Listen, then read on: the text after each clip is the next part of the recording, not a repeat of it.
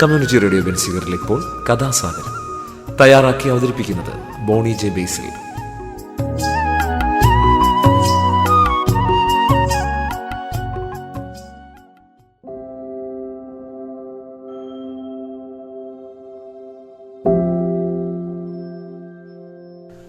നമസ്കാരം പ്രിയ ശ്രോതാക്കളെ, ഞാൻ ബോണിയാണ്. കഥാസാഗരത്തിൻ്റെ ഏറ്റവും പുതിയ എപ്പിസോഡിലേക്ക് നിങ്ങളേവരെയും സ്വാഗതം ചെയ്യുന്നു. അപ്പോൾ സ്ഥിരം കേൾക്കുന്നവർക്ക് കഥാസാഗരം എന്താണെന്നറിയാം, പക്ഷേ സ്ഥിരം കേൾക്കാത്തവർക്കോ അവർക്ക് വേണ്ടി ഞാൻ പറയുകയാണ്. കഥാസാഗരം കഥകളുടെ പരിപാടിയാണ്. ഒരു എപ്പിസോഡിലും ഓരോ കഥ കേൾക്കാം. നാടോടിക്കഥകളും മുത്തശ്ശിക്കഥകളും പുരാണങ്ങളും ഐതിഹ്യങ്ങളും നാടോടിക്കഥകളും അങ്ങനെ വൈവിധ്യമാർന്ന കഥകൾ ഈ പരിപാടിയിലൂടെ ഇതിനകം പറഞ്ഞു കഴിഞ്ഞു. ഇനിയും പറയാനായിട്ട് ഏറെ കഥകൾ ബാക്കിയാണ്. അപ്പോൾ അതിൽ നിന്ന് ഒരു കഥ, ചെറിയൊരു കഥയാണ് ഈ പ്രാവശ്യം. അപ്പോൾ നമുക്ക് കഥയിലോട്ട് കിടക്കാം.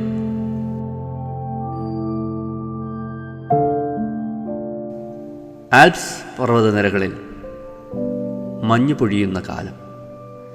സ്റ്റീഫൻ, വില്യം എന്നീ 2 സൈനികർ പർവ്വതം കടന്ന് മറ്റൊരു താവളത്തിലേക്ക് പോവുകയായിരുന്നു.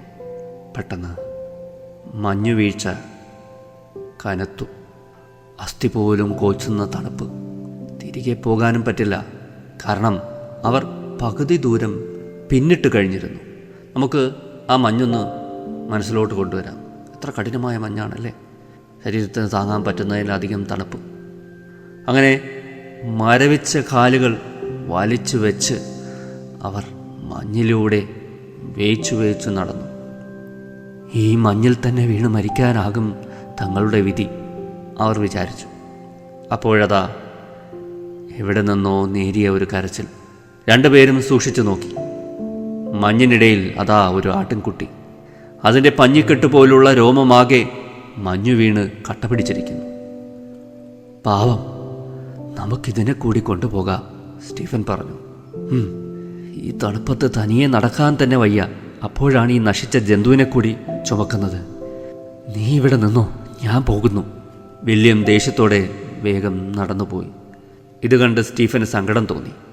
വേഗം തന്നെ സ്റ്റീഫൻ ആട്ടിൻകുട്ടിയുടെ അടുത്ത് ചെന്നു. അതിനെ എഴുന്നേൽപ്പിക്കാൻ നോക്കി.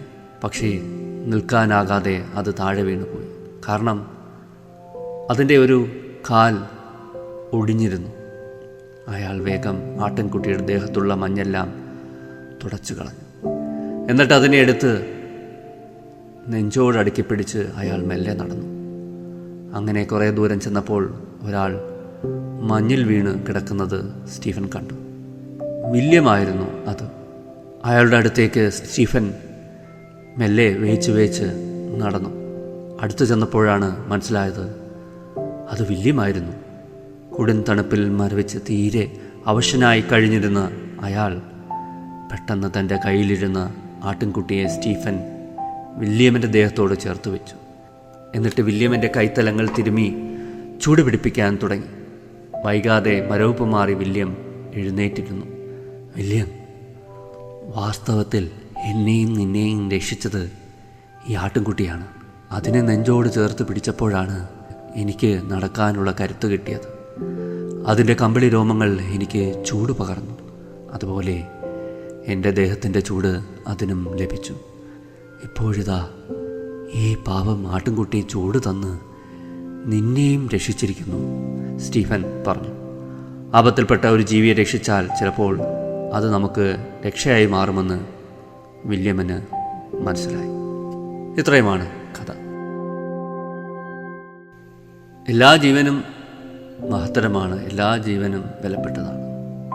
പലപ്പോഴും നമ്മൾ മറ്റ് ജീവനുകൾക്ക് വില കൽപ്പിക്കാറില്ല. സ്വാർത്ഥരാണ് നമ്മൾ. നമ്മുടെ കാര്യം നമ്മളെ തന്നെ രക്ഷിക്കാൻ നോക്കും. അത് മനുഷ്യ സഹജമാണ്. സ്വന്തം സുരക്ഷ എല്ലാവരും നോക്കും. പക്ഷേ അതിനപ്പുറം ചിന്തിച്ചു കഴിഞ്ഞാൽ, നമ്മളൊരിക്കലും ഒരു സഹായം ചെയ്തു കഴിഞ്ഞാൽ ആ സഹായം ചെയ്ത വ്യക്തിക്ക് അത് പെട്ടെന്ന് അങ്ങോട്ടും മറക്കാൻ സാധിക്കില്ല. അയാൾ തിരിച്ച് എപ്പോഴെങ്കിലും തിരികെ സഹായിക്കാൻ ശ്രമിക്കും. ആ ഒരു ചിന്തയാണ് ഈ കഥയിലൂടെ നമ്മളിൽ ഉണർത്താൻ ശ്രമിക്കുന്നത്. എല്ലാത്തിനെയും നമുക്ക് ഉപേക്ഷിക്കാൻ വളരെ എളുപ്പമാണ്. പ്രയോജനമില്ലെന്ന് കണ്ടു കഴിഞ്ഞാൽ ഉപേക്ഷിക്കും.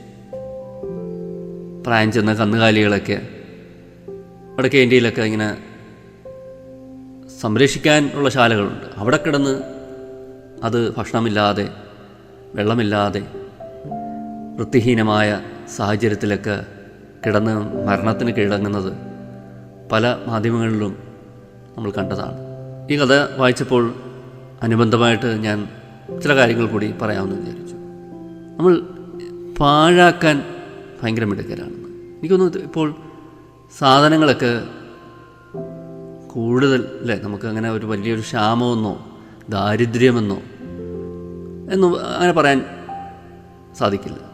നമ്മളെല്ലാം വേസ്റ്റ് ചെയ്യുന്ന കൂട്ടത്തില്ല, ഒന്ന് പൂർണ്ണമായി ഉപയോഗിക്കത്തില്ല. എന്നുവെച്ചാൽ അടുത്തൊരു സാധനത്തിലോട്ട് നമ്മൾ കിടക്കുകയാണ്. പക്ഷെ ചില പഴയ ആൾക്കാരൊക്കെ നമ്മൾ ശ്രദ്ധിച്ചാൽ മനസ്സിലാവും.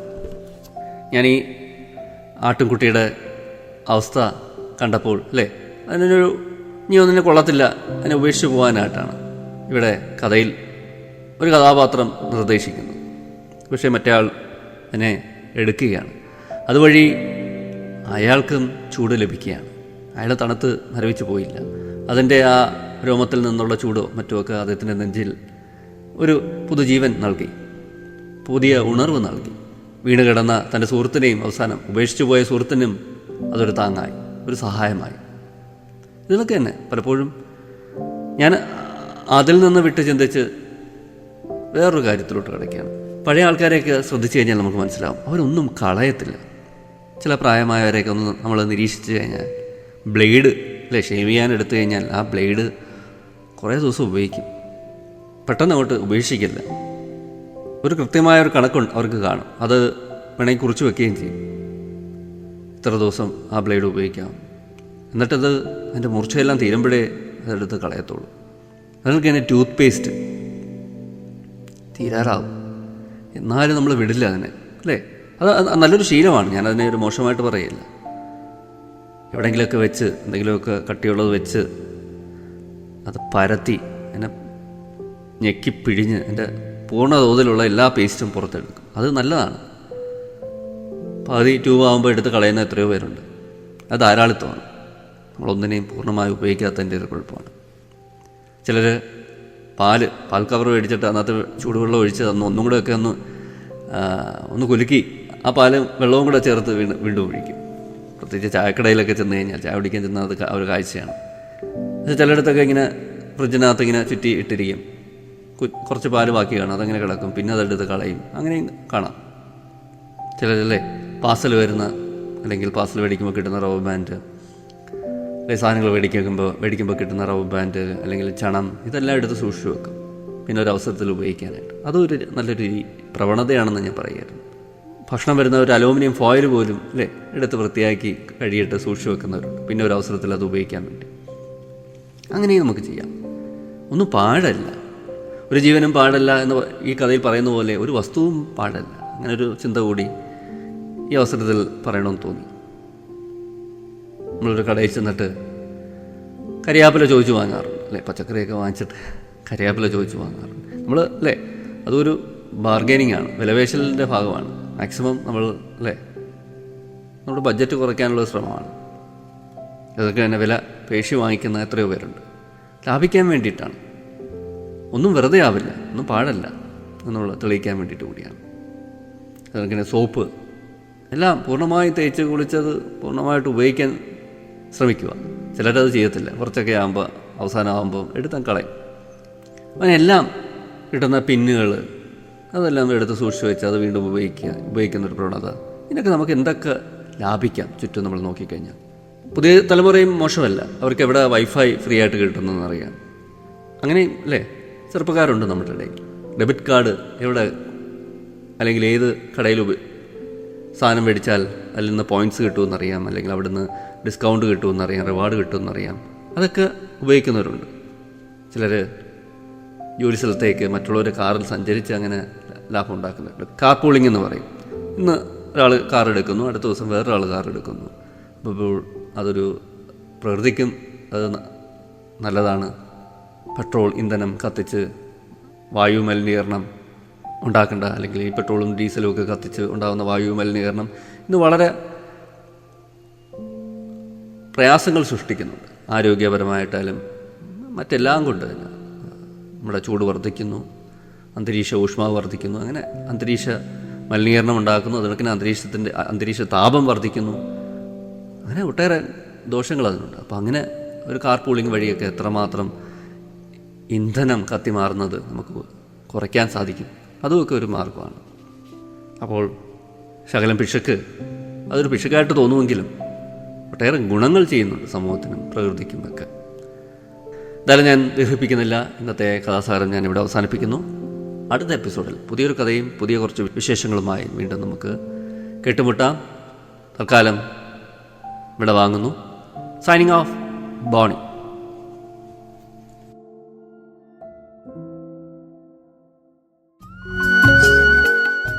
കമ്മ്യൂണിറ്റി റേഡിയോ ബെൻസിഗറിൽ നിങ്ങളിപ്പോൾ കേട്ടത് കഥാസാഗരം. തയ്യാറാക്കി അവതരിപ്പിച്ചത് ബോണി ജെ ബേസിൽ.